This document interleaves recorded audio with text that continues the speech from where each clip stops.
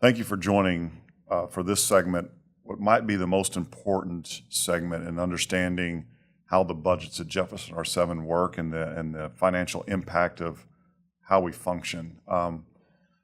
This is the local tax revenue section of this, and essentially moving up from high school principal into this position, one of the things I always try to look at is how things function and why things are happening like they are. So I spent a lot of time over the last year, and of course with the abatement and the Ameren plant closure, what really matters to the R-VII and district and how different things affect what we're trying to do here. One thing that really struck me, and I know this community is used to hearing it, but to really maybe better understand it is what this section is about, but really how heavily locally funded we are. And I think if you were to go out to the public and if somebody in the district who was living here didn't have kids in the district was like, what exactly is going on? It really stems around one thing. If you talk about investment portfolios, and that's why this graph from 2022 I think is so important. If you're doing a personal investment portfolio, you ideally want a bunch of slices to this pie, right? So if one struggles, the others are picking up and you're not taking a huge hit. On one hand, the R-VII district has been so blessed and fortunate to have had two major corporations out there funding our education for our kids. They've been a huge part of it. It's over 50%. I think it's like 56.7% in 2022 local funding came from two entities. That's a good number. However, when you look at the pie and there's three parts of it, if one of those entities struggle, specifically one of the corporations, we struggle. So I think as you're having conversation and things we're looking to do over the next, say, 5 to 10 years to try to keep moving forward both academically and with our education, but also maybe trying to preserve and not have a collapse into if one of the plants were to really struggle and close, which is what we're facing now. So my hope moving forward is that we are looking at all assets within the district. So when I took over the high school principal building, the high school building is high school principal, by nature, I go through, instead of asking for more or trying to spend here, is to look through and see what we can do efficiently within the building, but also see what assets that we have within the building that can enhance instruction that we're not currently using. So that's one of the things I enjoy and one of the challenges. It's not real glamorous, and it's not like it's a new building and the public's celebrating something. It's kind of quiet work, and we've had some great partners employed in the district and our Board of Education and getting some projects done to really be as efficient as we can. And those are what some of the other podcasts are about. So this first one, again, in my opinion, is the most important to understand what we're trying to do. And I think it stems back to the local funding effort and also the state fundings, just so our community understands this. We are very close to historically being what's called held harmless. In other words, you have so much local funds, you kind of go into this other realm of state funding where you only get so much per child because your state local revenues, which is not a bad thing for a school district. And really, it's kind of the intent of the formula to work like that schools that really need more state funding can have access to it, and those that don't aren't drawing from the pot and just piling, having piles of reserves or have, facilities that are so far ahead of everybody else because of the state and local funding. So I understand the concept. Where it doesn't work for R-VII is if one of the plants closes and we see a huge hit in the amount of local revenues we're coming in because of that plant closure.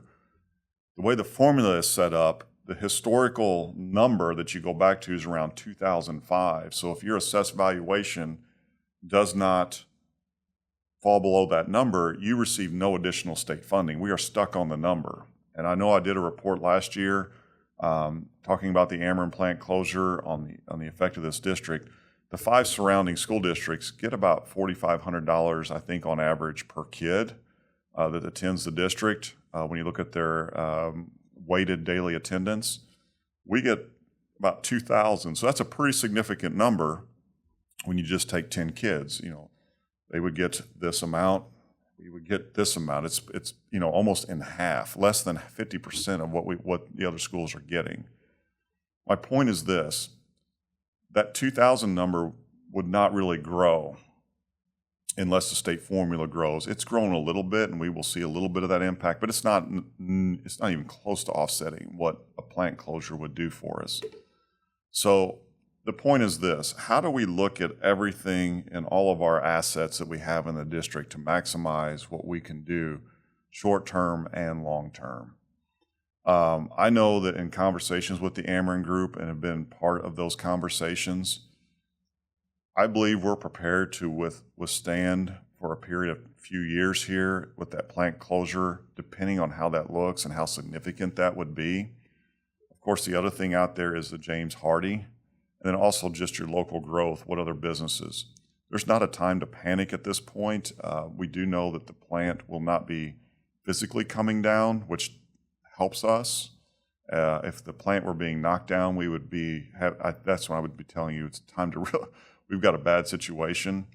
So the hope is to look at those resources down at the Ameren plant itself and see what can be used moving forward, or how that property actually looks. I think there's a bright future down there. I think there's a lot of potential down there, but that's something that the government agencies along with Ameren have to figure out. Hopefully we'd have some clarity in the next year or so about how that. But in the meantime, we have boosted up our reserves. We have really tried to streamline everywhere we possibly could.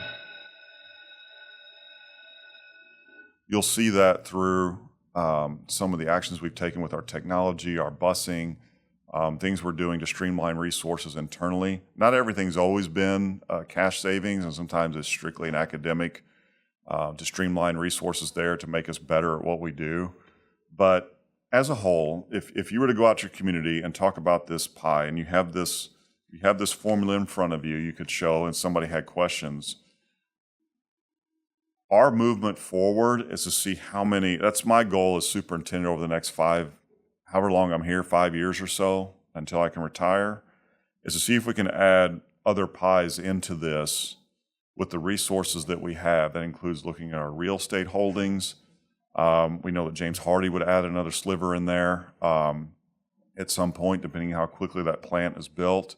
How small will the Ameren pie get? And if there's other opportunities that lie out there for us with our own resources, we want to start protecting our taxpayer long-term, not just short-term, if opportunities present itself. If not, and we truly are struggling, we'll have those discussions as we go on. I'll be honest and upfront with where we're at. Right now, with the plant closure on October 15th of this year, I still think we're in good shape for next year. We may take a hit, but looking at everything that I'm aware of at this point, I still think we can keep pushing forward. We're not going to the public in a panic and saying we need to raise our taxes or we need to do this or that. I still think we keep moving forward. So some of this is just time. It's just waiting to see what's going to happen. But I think if you look at what's happened the past 8 years or so, specifically in 2021 when we found the plant was going to be closing earlier, we have been taking proactive measures. We did not go to the community and follow through with the bond issue request. We pulled it back because we could not guarantee a no tax rate increase with the potential closure of the plant. Since that announcement, you have the announcement of James Hardie Industries, but also we have a great partner out there in Bootsy Unisum who has been there for a long time. Our relationship is growing as well. You'll see some of these opportunities are presenting our kids, and they've been a wonderful partner for me in the last year to look at our resources as well. And Ameren's been a wonderful partner. Those two, anytime we call them, they respond to us. Whether it's news we want to hear or not, but they at least will take time to talk to us. They're really good groups of people. I believe they really want to have a greater presence in our community and supporting. They know that being here is a big deal and that we truly appreciate what they do as well. So it's a big picture. This is just one segment of it. I believe on just the understanding of how our finances work is a big deal to understand this pie. And I don't intend to change or update the data. It will kind of remain the same, but those three pieces are a little dangerous for us. And I think we need to understand that. And what can we do to make sure we're doing what we need to do to keep moving forward. Thanks for joining me. And if this was the first one you're watching, I hope you're able to enjoy the others. Thank you.